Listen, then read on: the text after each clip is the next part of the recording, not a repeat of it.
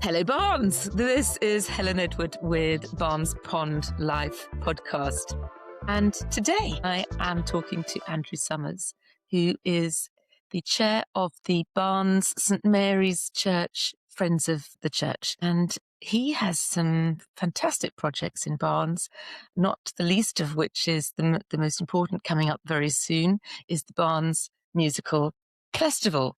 And it looks like this. And so I'm going to start by asking Andrew to tell me a little bit about his role at St Mary's fundraising and running events, and to explain a little bit more about himself and the church and that beautiful iconic structure inside which we know and love. So Andrew, start by telling me a little bit about yourself and the role that you do there. Well, Helen, I've been lucky enough to live in Barnes for over 50 years in three different houses. Small one, medium-sized one, large one, which is now far too large for us, but it's still a lovely house, so we're still there. And I've been involved with St Mary's ever since it was rebuilt 40-something years ago. As you know, as many know, it was destroyed in a fire in 1978, and then was rebuilt finishing in 1984 with this wonderful, iconic structure, which is the blend. Every time I go in there, it moves and me. a wonderful blend of the medieval with the contemporary. And Ted Cullinan, who I've been lucky enough to know over my life, is an inspired architect who just knew how to bring together both a uplifting and inspiring structure, but still blending with the medieval and maintaining those parts of it. So we're very proud of that. And just creates this beautiful community space, doesn't it, where you can stage these fantastic... Exactly right. So the brief to the architect was to create a wonderful space for worship, but also for the community. And so this big open space and all of the furniture being movable so we can use it for so many different sorts of events. Whereas many churches are long and thin and have fixed pews. The great thing about St Mary's and I know that firsthand because I come in and do the hoovering sometimes after your fashion show event. Yes. And because it's wide, then that's much better in terms of audience and congregation involvement. And because everything is flexible, we can move it around to different sorts of things. So after the rebuild, then I got involved in helping to do fundraising events and so on. And I've been doing that ever since. And we've been lucky enough over that time to build some really quite substantial events which help the community. The Barnes Charity Ball, the Barnes Charity Fashion Show, the Barnes Book Fest, and now the Barnes Music Festival. And all of these have become annual and quite significant events which raise money not just for St Mary's, but also for local charities and other charities that are connected with those sort of events. Yes, like Fish and Home Start and, of course, the church itself. Yes, that's right. So I think that the appeal is for people is that, yes, we are raising money for the church, and it's a very precious building which requires maintenance and requires a lot of money to keep it going. But also part of our role is to be in the community and helping the whole community. And both these organizations like Fish and Home Start, which are very important and help lots of people, we want to help those as well. But we see the role of the church as being in the community. I think one of the phrases we use is in the heart of the community. So it is very much about the emotion and about the culture and about the values and about the faith that exists in our community. And I think you're in our hearts as well. Yeah. Listening to our chat will have done 1 or 2 or 3 or 4 of those events. I'm sure they all will. Yeah. So, I mean, of those 4 events, I would just like to remember you in that sparkly gold coat and jacket, walking down the catwalk at the Barnes Charity Fashion Show, which I think, suited you so well. Have you kept that? Will you be wearing that one again? Yes, it's hanging in my cupboard, and I think it was used at Christmas time in one of our charades, so you can imagine it has quite a lot of good outings to it. Yeah. And so you've just finished, I think, you did the ball last year, but not this year. Was that because the OSO ball? Partly because the OSO ball and partly to take a break and to get new people involved. So it's very important that we have that it works for younger people in the community, and that's what we're working on at the moment. So the next big one to come is the Barnes Music Festival. Yes, and you've got a very interesting theme this year, haven't you? Yes, musical roots. Well, it's trying to link and demonstrate and work on the roots of music, whether they're in the community, whether they're in the culture, whether they're in their countries and so on, and how those are developed over time, and how that's influenced music now. The focus of the Barnes Music Festival is very much classical music.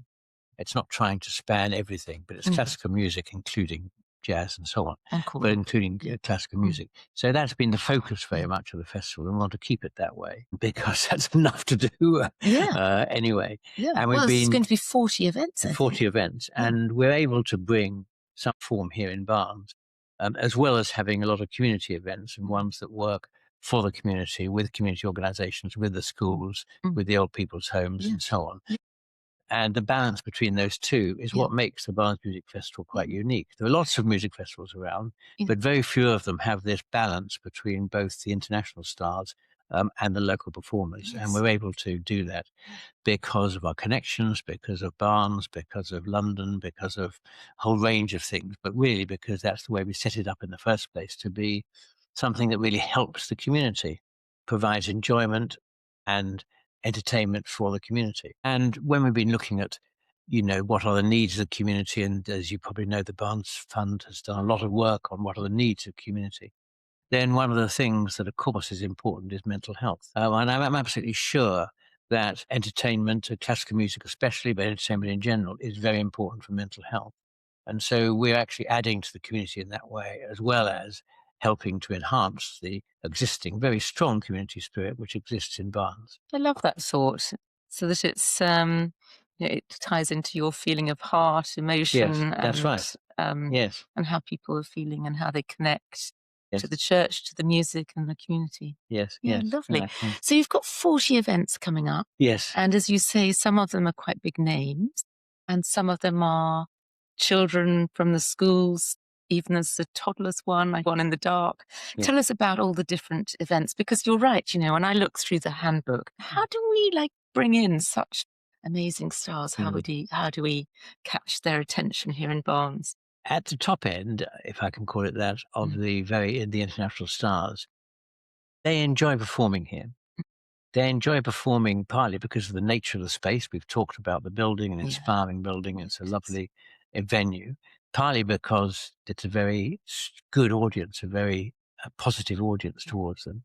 Partly because it's a smaller audience. So by comparison with this, they're performing at the Festival Hall or the Wigmore Hall. You actually have direct relationships with the audience in a way that you don't get in a large concert hall, but you can get those very direct relationships. And so a lot of the musicians tell us that they really get that feeling and that positive feeling and that warmth and so on in a way that you don't get in a much bigger venue. And we are able, of course, to be able to offer these people in Barnes in a way which, okay, you can go and watch them and listen to them in the Festival Hall. It's only an hour away, but it's still an hour away. And you have a different experience here than if you're traveling into London to do that. Yeah.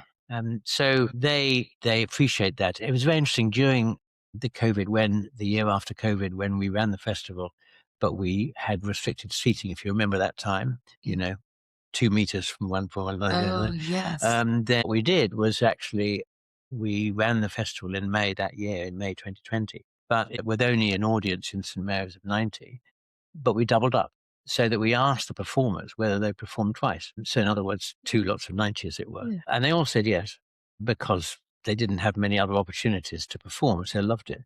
But it did mean that they were very keen to perform and very keen to help the audience here in Barnes. So that was an indication of their willingness and their warmth towards what they were doing. So that is what happens with those performers. Many others, yes, we've been trying to get the outreach, we can call it that, to the schools and so we have our pop-up musicians. And the pop-up musicians go and perform in Vera Gray House and Walsingham Lodge and Castleknock Community Centre and with Fish events and at Barnes Green Centre, to people who otherwise would not be able to come to concerts, but we can actually take the music to them. So that's been a very positive thing to do. And I think you're planning some pop-ups in the street, one outside the Olympic. There'll be one outside the Olympic. We start... And of course, the Olympic is also part of our musical heritage in Barnes, isn't it? It is very strong. Not much classical music, but still there's plenty of heritage. Sounds of our time. Yeah, that's right. So Yes, so in Olympic, you mentioned it just now, we have, for instance, Music in the Dark, which was this concept that we have. If you turn the lights off and you close your eyes, then it enhances your hearing, enhances your listening to the music. So you listen to the music in a very different sort of way than if your eyes are open and you're seeing it. So we do that in the studio downstairs. And as I say, we turn the lights off. We give people face masks if they want to have them. And we play iconic recordings of some of the best classical music. And that's a different sort of sensation, which is really very good indeed. Yeah, I like that idea. Wonderful. So this time we've got 40 events and they're spread across Barnes, aren't they? We've got one in Worthing Hall at St Paul's, I think. Yes, so I've been St. very keen Michael's right as from the well. beginning. I was involved in starting it 15 years ago. Is that how long it's been going? 15 Yes, years? 14th festival. And it's grown every year. And it's grown every year. Yes, I've been very keen right from the beginning to keep it as a festival, so only 2 weeks. I mean, other festivals have sort of spread into longer than that, but I think you lose the festival spirit if you don't have it focused and concentrated in that way. So we've kept to 2 weeks, 3 weekends, but 2 weeks in between. And yes, squeezing in 40 events, which is probably too many, but anyway, we can do it. And our audiences have gone up, and our ticket sales this year are extremely good. They're well up on last year. We'll have an audience this year in total of about 7,000. That's pretty much the whole of Barnes, actually. People will be coming to more than one event, but if you count them. And we have about 900 musicians taking part, including the choirs and so on. So fantastic. It gets quite considerable. And the other venues that you use are? The other venues. So I was always keen right at the beginning that it wasn't just at St Mary's. It's very important as the base, and it's the wonderful venue, both for reasons we've said already, but to make sure that it's spread across Barnes. So in addition to St Mary's, we've got very good events at St Michael's, one or two at Oso and at Worthing Hall, and at Wetland Centre. So we've also got a lovely harpsichord concert at Wetland Centre. And at Wetland Centre is very interesting because, and it's one of the reasons we're holding this harpsichord concert there, because it includes some Handel and some Scarlatti. And as you'll probably know, Handel lived at Barn Elms in the early 1700s when he first moved to London. And so where Wetland Centre is now is where Handel lived 250 years ago. That's news to me. I didn't know that. The cover of the brochure, which you mentioned earlier on, is a painting of the plane tree in Barn Elms, which was there when Handel lived in Barn Elms, and it's reputed that he was inspired by this plane tree, which is one of the oldest plane trees in London, in the UK. It's 350 years old. It was inspired to write one of his arias for an opera called Simile, which Ombre la Pluie. And he was inspired to write this because it talks about sitting in the shade of the plane tree. And so he would have known this plane tree that was there. So there's a lovely connection there between Handel, one of our composers of Barnes, and the plane tree and Barn Elms, and the roots, therefore, of music, which is what inspired us. And the metaphor is there. That's how it brings it all together. So they don't hold many concerts at Wetland Centre. I mean, we've held some. We should do more there, actually. It's a beautiful and it is a beautiful location. And so we're very pleased to be doing that on the spot where Handel would have lived in the early 1700s. Oh, I love that. I love that. Yeah. Oh, well, it's going to be a beautiful festival. You're very excited about it. Yes, very excited, And I love the way that, we're bringing in also the children, the toddlers. Yes, well, we have this. We'll have 250 toddlers for a toddlers concert with a very lively group called Children Musical Adventures, who are very good at engaging the children and getting them to understand about music and instruments. And you've got the musical Person of the Year, Young Person of the Year. Barnes Young Musician of the Year we have every year, which have been running for some years now. That they have amazingly talented young pupils at some of the schools in Barnes, which is fantastic. And the other schools we involve all of the primary schools, and there's this wonderful schools concert. The St Osmond's. Exactly, where we have, and Mark Wilderspin, who's the director of music at St Paul's, writes a piece specifically for them to rehearse and then to sing all together based on workshops where they have created some of the musical pieces that go into the piece that he finally composes. So that involves all of the schools, which is a wonderful thing to do. And then we have a couple of operas this year. We're opening the festival with Britain's Noah's Flood, which involves lots of young people as well. And it's Britain's 50th anniversary of her death this year. So we're celebrating him by performing one of his operas. We have Garsington Opera, who are visiting in the middle weekend with Trial by Jury. So that'll be performing that opera in St Mary's. It's quite a feat to be able to do it, but we're actually getting on to doing that okay. And then we have a gala concert at the end, which celebrates many of the composers of Barnes. And a couple of years ago, we published this book of composers of Barnes, which talks about the composers who've lived in Barnes: Handel, Holst, Howells, Stephen Dodgson, Carl Davis, Jim Parker, Howard Goodall, and Roxana Panufnak, the latter two being existing composers of Barnes, all of whom have been inspired by living in Barnes and by the flow of the river. And in our final gala concert, we are featuring many of those, actually with some of their music. And for instance, Howard Goodall has written all of the music for Rowan Atkinson's Mr. Bean and so on over a long period of time. And he produced a summary, a sort of conglomeration of these theme tunes that he'd written for Rowan Atkinson recently at a private event for his birthday. And this will be, he's producing it, he's performing it, conducting it at our gala event, which has never been performed in public before. It's been performed in private, but not in public. And so this will be the first public performance of that, which was written specifically for Rowan Atkinson.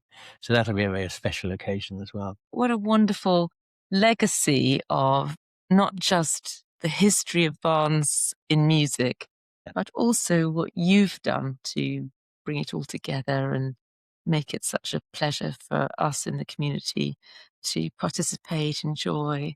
Well, I think that's the satisfying thing, and that's why I do it, I suppose. Yeah. Having lived here for 50 years, really appreciating what a wonderful place it is to live and the people and the culture that exists here already.